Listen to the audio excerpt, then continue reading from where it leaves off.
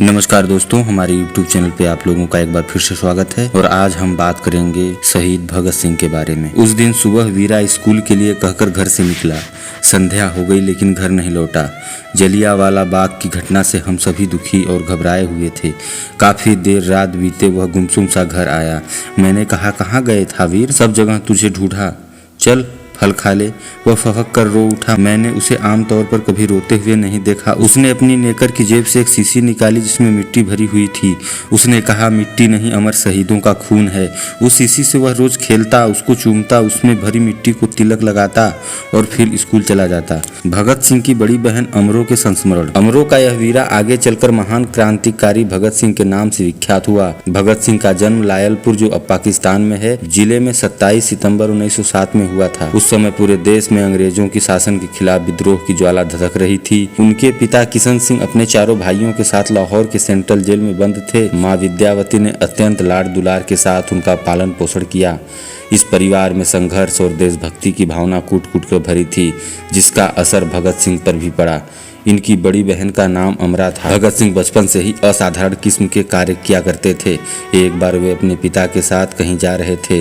रास्ते में ही पिता के एक घनिष्ठ मित्र मिल गए जो अपने खेत में बुआई का काम कर रहे थे।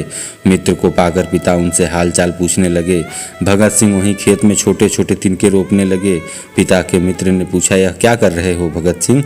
बालक भगत सिंह का उत्तर था, बंदूकें बो रहा हूँ। भगत सिंह जैसे जैसे बड़े होते गए, उनकी विशिष्टताएं उजागर होती गईं। इसी समय अंग्रेजी सरकार द्वारा एक कानून लाया गया, रॉलेट एक्ट। इस कानून का पूरे देश में विरोध किया जा रहा था। इसी कानून के विरोध में 13 अप्रैल 1919 को अमृतसर के जलियांवाला बाग में एक सभा हो रही थी। इसी कानून के विरोध में 13 अप्रैल 1919 को अमृतसर के जलियांवाला बाग में एक सभा हो रही थी। अचानक अंग्रेज पुलिस आई और चारों ओर से प्रदर्शनकारियों को घेर लिया। पुलिस अधिकारी जनरल डायल ने गोली चलाने का आदेश दे दिया। सैकड़ों मासूम मारे गए। इस घटना ने पूरे राष्ट्र को झकझोर कर रख दिया। भगत सिंह के बाल मन पर इस घटना का इतना गहरा असर हुआ कि उन्होंने बाग की मिट्टी लेकर देश के लिए बलिदान होने की शपथ ली। आरंभिक पढ़ाई पूरी करने के बाद भगत सिंह आगे की शिक्षा के लिए नेशनल कॉलेज लाहौर गए। वहाँ उनकी मुलाकात सुखदेव और यशपाल से हुई। तीनों मित्र बन गए और क्रांतिकारी गतिविधियों में बढ़ चढ़कर भाग लेने लगे। भगत सिंह जब बीए में पढ़ रहे थे तभी उनके पिताजी ने उनके विवाह की चर्चा छेड़ी और भगत सिंह को एक पत्र लिखा। पत्र पढ़कर भगत सिंह बहुत दुखी हुए और उन्होंने दोस्तों से कहा, दोस्तों, मैं आपको बता दूं कि अगर मेरी शादी गुलाम भारत में हुई तो मेरी दुल्हन सिर्फ मौत होगी, बारात शव यात्रा बनेगी और बाराती होंगे शहीद। पिताजी के पत्र का जवाब देते हुए उन्होंने लिखा, यह वक्त शादी का नहीं, देश हमें पुकार रहा है। मैंने तन मन और धन से राष्ट्र की सेवा करने की सौगंध खाई है। मुझे विवाह बंधन में न बांधे, बल्कि आशीर्वाद दें कि मैं अपने आदर्श पर टिका रहूं। सन 1926 में उन्होंने लाहौर में नौजवान सभा की गठन किया। इस सभा का उद्देश्य था स्वतंत्र भारत की स्थापना, एक अखंड राष्ट्र के निर्माण के लिए देश के नौजवानों में देशभक्ति का भावना जागृत करना, आर्थिक, सामाजिक और औद्योगिक क्षेत्रों में आंदोलन में सहयोग प्रदान करना, किसानों और मजदूरों को संगठित करना। इस बीच भगत सिंह की मुलाकात प्रसिद्ध क्रांतिकारियों देशभक्त गणेश शंकर विद्यार्थी से कानपुर में हुई। गणेश शंकर विद्यार्थी उस समय अपनी प्रखर पत्रकारिता के जनमानस को उद्वेलित करने का काम कर रहे थे। भगत सिंह उनके विचारों से इतने प्रभावित हुए कि कानपुर में ही उनके साथ मिलकर क्रांतिकारी गतिविधियों का संचालन करने लगे। लेकिन दादी माँ की अवस्था के कारण उन्हें लाहौर लौटना पड़ा। लाहौर में उस समय सारी क्रांतिकारी गतिविधियां हिंदुस्तान रिपब्लिक एसोसिएशन के बैनर तले संचालित हो रही थी। भगत सिंह को एसोसिएशन का मंत्री बनाया गया। 30 अक्टूबर 1928 को लाहौर में साइमन कमीशन आने वाला था। भगत सिंह ने कमीशन के बहिष्कार की योजना बनाई। लाला लाजपत राय की अध्यक्षता में साइमन कमीशन का डटकर विरोध किया गया। साइमन वापस जाओ और इंकलाब जिंदाबाद के नारे लगाए गए।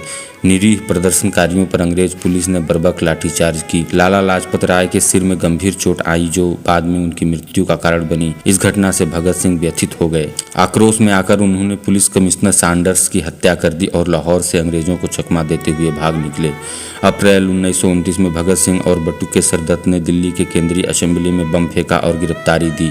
इस धमाके के साथ उन्होंने कुछ पर्चे भी फेंके। भगत सिंह और उनके साथियों पर सैंडर्स हत्याकांड तथा असेंबली बम कांड से संबंधित मुकदमा लाहौर में चलाया गया। मुकदमे के दौरान उन्हें और उनके साथियों को लाहौर के सेंट्रल जेल में रखा गया। जेल में कैदियों के साथ अच्छा व्यवहार नहीं किया जाता था, उन्हें प्राथमिक सुविधाएं और भोजन ठीक से नहीं दिया जाता था। भगत सिंह को यह बात ठीक नहीं लगी। उन्होंने इसके विरोध स्वरूप भूख हड़ताल शुरू कर दी। आखिर अंग्रेजी सरकार को उनके आगे झुकना पड़ा और कैदियों को बेहतर सुविधाएं मिलने लगी। 7 अक्टूबर 1930 को भगत सिंह, राजदेव और सुखदेव को फांसी की सजा सुनाई गई। तीनों क्रांतिकारी को 23 मार्च 1931 को फांसी दे दी गई। उनकी शहादत की तिथि 23 मार्च को हमारा देश शहीद दिवस के रूप में मनाता है। उनके क्रांतिकारी विचार, दर्शन और शहादत को यह देश कभी भूल नहीं सकेगा। उस समय भगत सिंह का नाम सारे देश में गांधी जी की तरह ही लोकप्रिय हो गया था। बाल कृष्ण शर्मा नवनीत कहते हैं कि किसी भी देश के युवक जितना सच्चा, चरित्रवान, संतोषी, आदर और निखरा हुआ तप्त स्वर्ण हो सकता है, भगत सिंह वैसे ही है। यदि भगत सिंह लॉर्ड इरविन का पुत्र होता तो हमें विश्वास है कि उसे भी प्यार करते। जेल में जो महिला कर्मचारी भगत सिंह की कोठरी की सफाई करती थी, उसे भगत सिंह प्यार से बेबे कहते थे।